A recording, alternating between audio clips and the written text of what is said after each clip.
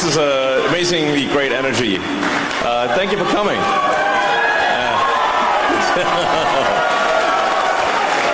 So I'm holding my phone since we're doing sort of a live spaces as well as a video cast. So I'm holding my phone for that reason. If you see me holding, why is he holding his phone? We're doing a live X Spaces at the same time as a video stream. So I'll be able to take some questions from, obviously, as many questions as possible from the audience and as well from people online.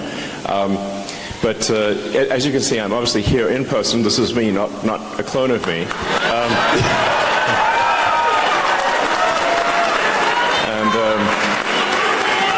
And the reason I'm here in person is because Pennsylvania is so important to the future of the world. So,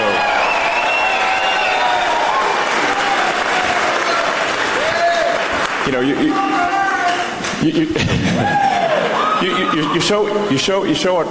you show what matters by your actions, not your words. And my actions are, I'm here, I'm in Pennsylvania, and I'm here for a very important reason, which is.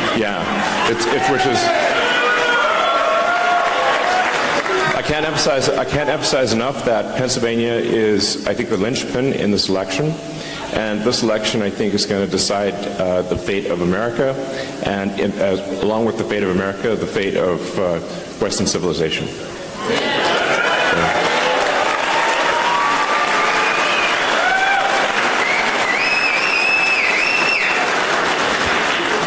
And I think the things we all want are simple, sensible, I think common sense things.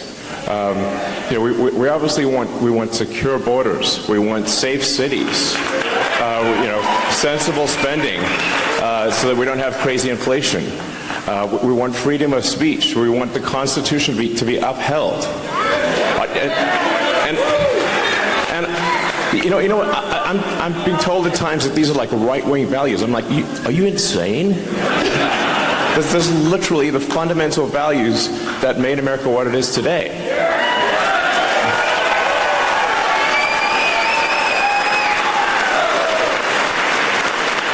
And anyone who's against those things is fundamentally anti-American. And the hell with them.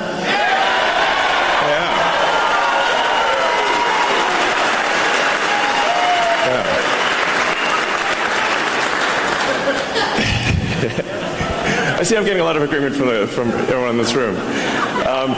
So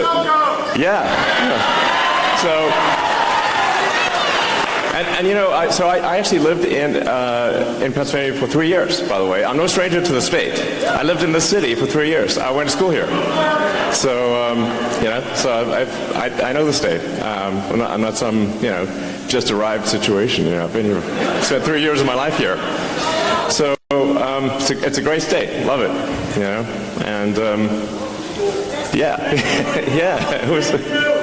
it was awesome. But you know, the thing is, like I was talking to friends of mine who, like when I went to Penn, it was very dangerous at the time, but everyone thought it would get better would get better as the years went on. You know, one of the issues was like students would get killed from time to time, and that was pretty bad, obviously. And I was talking to someone who recently graduated from Penn. They said, actually, it's worse. And I'm like, it's worse? What the hell is going on? You know, it's like, yeah. Well, yeah. I mean, the reality is that if someone is a violent criminal, you know, where they either are unable to control their violence or they like it, if you do not incarcerate them, they will hurt people. That's what it comes down to.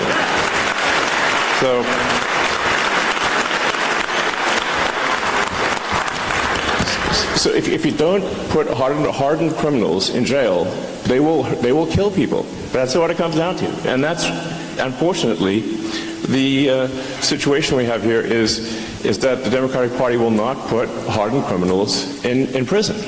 And so they roam free, and they prey upon you, and your kids, and your family, and your friends. This is insane. How can we be, you know, the most powerful country in the world, and it's not safe to walk around our cities? What the hell is going on? Yeah. I mean, Soros, honestly, misanthropic, You know, for someone who has, sort of claims to be doing good, but actually he is not. You know, he is tearing down the fabric of society. So terrible. Yeah. But I think it's just unbelievable that like you should be able to feel safe walking around American cities. And it's not just, Philadelphia has a challenge. New York has a challenge. Every major city in the U.S. Like my mom lives in New York, for example. 3 of her friends have been assaulted on the street this year. You know, it's like, and it's getting worse. And now, when she takes her dog for a walk, she has to stay, inside of the building so she can call for help if need be. This is not the future we want. And if we get 4 more years of this, I mean, we're going to be fully Mad Max, you know. And it's like, well, it's nice to watch a Mad Max movie, but we don't want to be in the Mad Max movie, okay?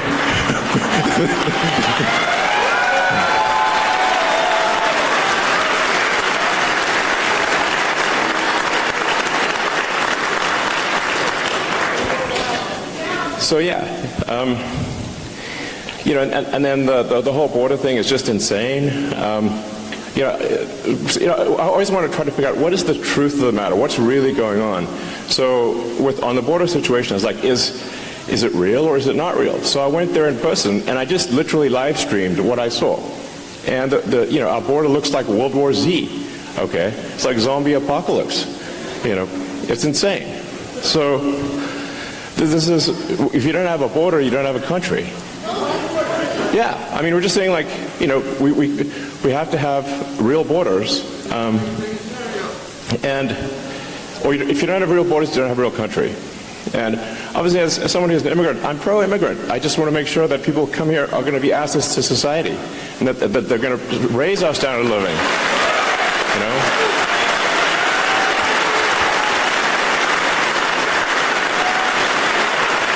So that's real important. And and then something that doesn't get a lot of attention is the fact that the federal government is spending America into bankruptcy, which is crazy. It's sort of, and that's really what leads to inflation. Is that when the government spends more than it brings in, that's what causes inflation. Yeah, so it's just a pernicious tax. So there has to be we have to radically reduce the amount of government spending so that we don't rack up a debt that is impossible to repay and drive the country to bankruptcy.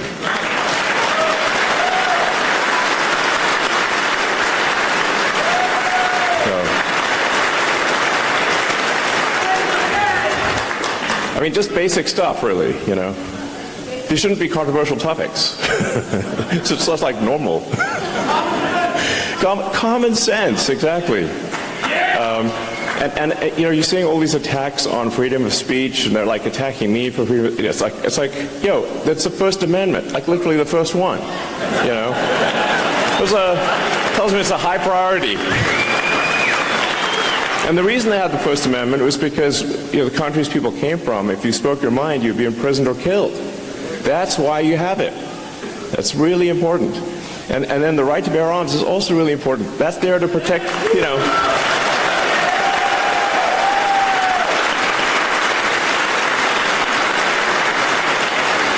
I mean, the Second Amendment is there to protect the First Amendment.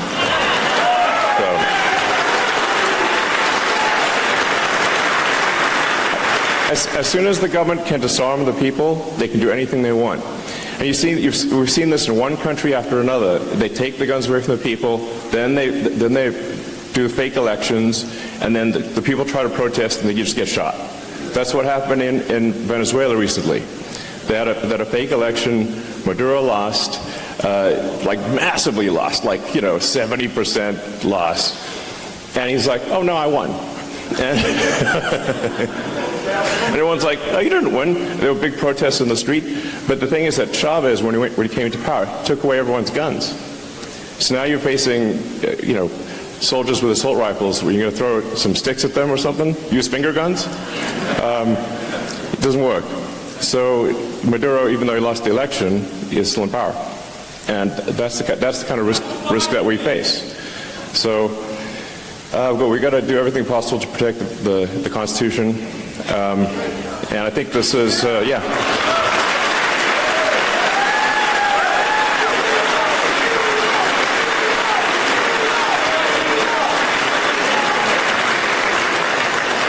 So for all those reasons, that's why, after thinking about it hard, it was very clear to me that Donald Trump has to win this election. It really does.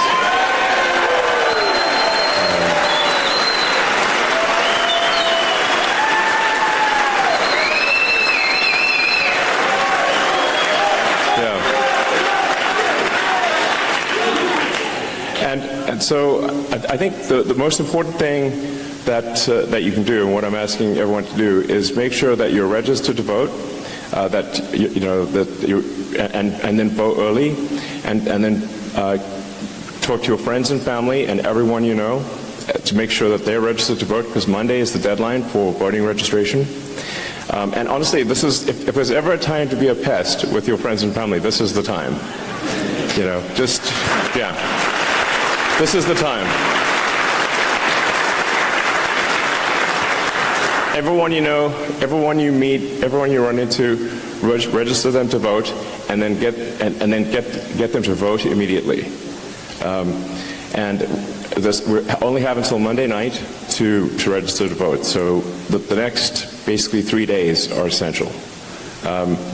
And I think we see this election decided in Pennsylvania by, it could be 10,000 votes, it could be 1,000 votes, it could be 10 votes, it could be some very tiny number.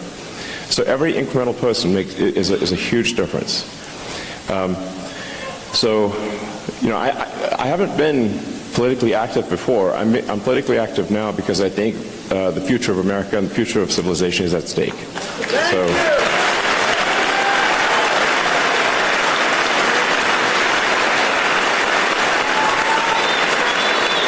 Yeah.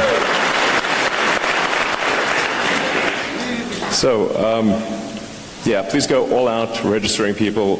We have 3 days. Let's go. Anything you possibly do. So with that, I'm happy to answer questions or take comments from the audience. And yeah. Thank you. Thank you so much for being here.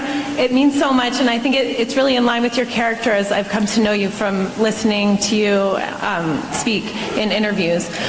In addition to voting for Donald Trump, what can the average citizen do to help train AI to be truth-seeking? Well, I think definitely, publicly pushing to ensure that AI is truth-seeking and is not sort of politically correct, or which means factually incorrect. That's a big deal. Like, just speak out on social media, and certainly complain loudly when other companies attempt to essentially program their AI with a dystopian San Francisco, Berkeley philosophy, and if you want to know where that philosophy leads, just walk around the streets of San Francisco. But be careful, because do not get killed by a violent drug zombie, because they're all over this downtown SF. It's insane. So you can see where does that philosophy lead, and unfortunately, I think a lot of the AIs are being programmed, at least implicitly, with that misanthropic, dystopian philosophy. Yeah. Hi, Elon. Right here, on your right. Sorry, I saw with the lights in my eyes and stuff, it's hard to see. So, yeah. Hi, my name is Jasmine. I'm originally from Malaysia, and I've been here 20 years. I came here legally. I see a lot of immigration and a lot of immigrants who came here legally. They all support Trump, and they want a strong economy. They want, family values and all that. And oh, by the way, I came here here because my daughter goes to school here. She told me to come over. I used to be really, really active in promoting, Trump campaign 4 years ago, and I got burned out, and I'm so frustrated. And it's all because of the cheating. So what are we going to do with that? Well, there is, I think, some amount of cheating that takes place. It's hard because they've, when you have mail-in ballots and no sort of proof of citizenship, it becomes almost impossible to prove cheating is the issue. So a lot of people on the Dem side will say there's no cheating, and I'm like, you've made it impossible to actually prove that there's cheating. But statistically, there are some very strange things that happen that are statistically incredibly unlikely. So, there's always this sort of question of, like, say, the Dominion voting machines. It is weird that I think they're used in Philadelphia and in Maricopa County, but not in a lot of other places. Doesn't that seem like a heck of a coincidence? So I think we should, in my view, we should only do paper ballots hand counted. That's it.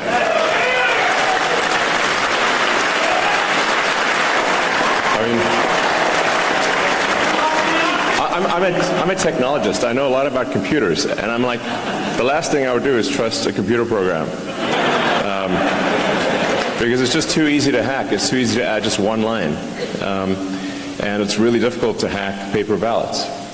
So, it's in-person voting with proof of, with ID, which, by the way, every country has. I mean, like almost every country that has democratic elections requires in-person voting with voter ID. It's super weird to not have that.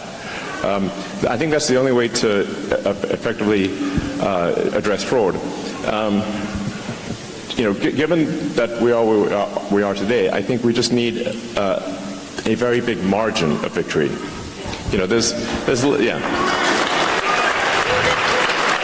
If the margin of victory is big enough, then as they say, it's got to beat the cheat. Yeah.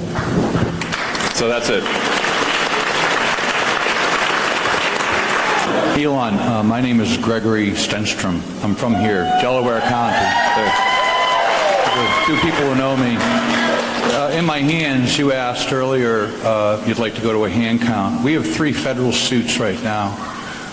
One, because we know for a fact, and we have proof, that the election code in the machines in Dominion and Harlingen Civic are fraudulent here, right here in Delaware County.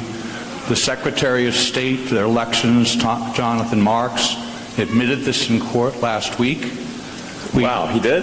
In court, on a transcript. I didn't read about that. For some reason, of course you didn't. For some reason, how many people here know me? The legacy media forgot to report about that one. How many people here know me? Quite a few. I usually keep up with these things, and I did not know that.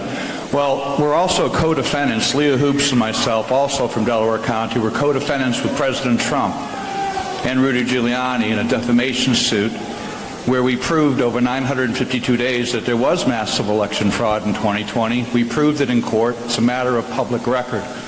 We also have the proof that the election machines that are currently being used are fraudulent. We have videos right now that I can show you of ballot boxes being stuffed here in Delaware County, Montgomery County, Chester County, and across the state. Okay. We have that video. We have submitted this to the federal courts in 3 federal cases. We have a SCOTUS case right here. Yeah. And the SCOTUS case is just simple. It asks the DOJ to rescind their policy not to investigate election fraud. Which seems crazy. We are being blocked. Yeah, I mean, this DOJ is doing a great. I don't know what. Just take the J out of the name. Department of Injustice. What I'd like you to do, Elon, is I don't want to take too much time, and I know this is kind of a shock, but we have a book here, The Parallel Election. I have the Supreme Court case, and I have the federal suits here. We've called your people. We've called the people who are supposed to be helping. We have hundreds of people right now ready. Yeah. They're out taking videos, they're training poll workers, and we are not getting support from many of the people in the first front rows here. And their pictures, if you want to know who they are in this book. Well, I'd like to give it to them. What I recommend is to post content on the X platform, and then people can argue and say it's right or wrong, but if you have videos or evidence, then post them publicly on social media, and then people can judge for themselves. Exactly. Okay, great, excellent, thank you. But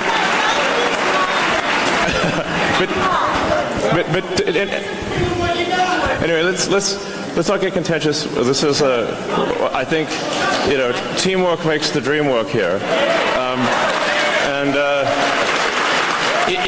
whatever the situation, I don't want to dissuade anyone from voting. It's very important to vote. Any actions with respect to voting machines and whatnot, we certainly want to put them under intense scrutiny, but.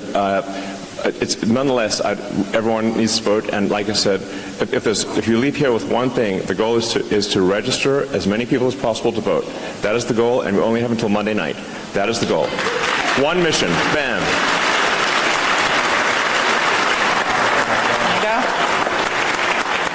Hey, Elon, how are you? I'm Rob.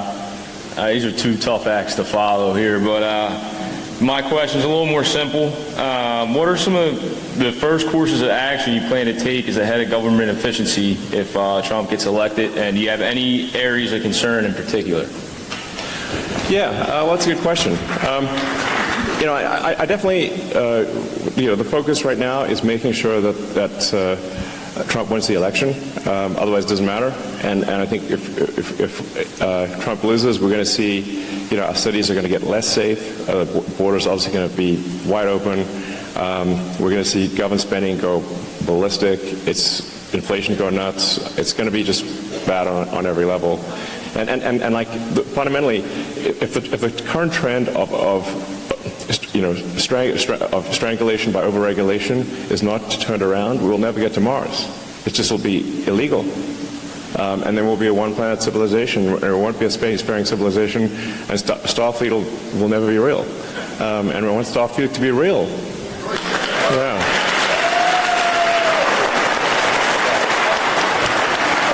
So, now I've had quite a bit of interaction with the government, because SpaceX is the biggest NASA contractor, actually. Does a lot of work for NASA, and I'm a big fan of the agency, by the way. But there's there are expenditures that don't make a lot of sense, that are wasteful. And we need to put a stop to that. Honestly, there's so much government waste that's going on that I would call it a target-rich environment. Like, it's hard, like in every direction. There's this just mad waste. And I think simply, if people simply know that, well, if they waste a ton of taxpayer money, they're going to get fired, that will immediately improve the situation. Immediately. It's like... Yeah, it's just literally, and I think, but actually it's going to be both carrot and stick. It's like, so if a government official is very effective in spending your money, because taxpayer money is your money. If they're effective in spending your money, they should be promoted, they should be rewarded. And if they waste your money, or do something that's basically corruption, they should be fired, obviously. They have a duty to spend your money well. Yeah. Elon, thank you for stepping up to help America when you don't have to. Like, you could be on an island right now. Yeah. Yeah. I could be. He doesn't seem to. Yeah. I have a lot of jobs. No, it's true. I mean, there are, a lot of people I know who are on a yacht, sipping a Mai Tai, whatever, in an island,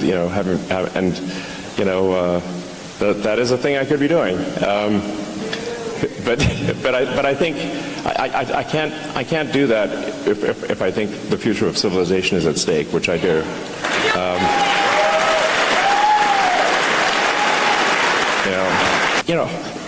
I think like you, like I think most people, I want a future where you look forward to it and you're excited about what's going to happen, that we're going to learn new things, that it's going to be better than the past.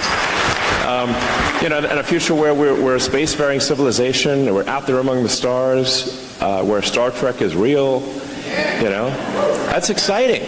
I mean, they have to be, life can't just be about solving one problem after another. There have to be things that inspire you, that move your heart.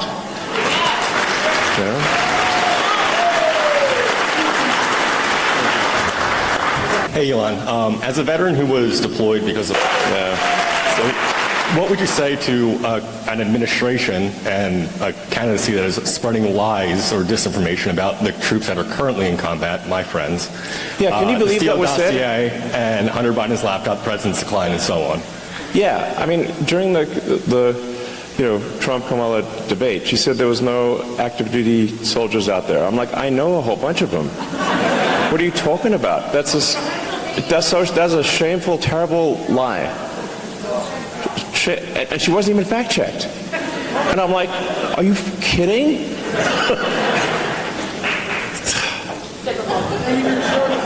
I mean, yeah, thank you.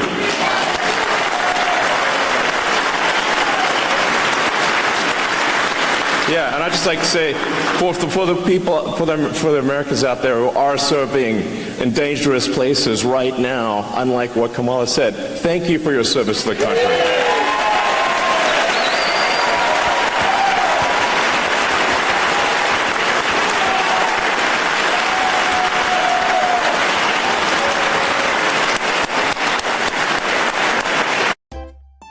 If you enjoy this content, please consider subscribing to my channel to stay up to date with future videos.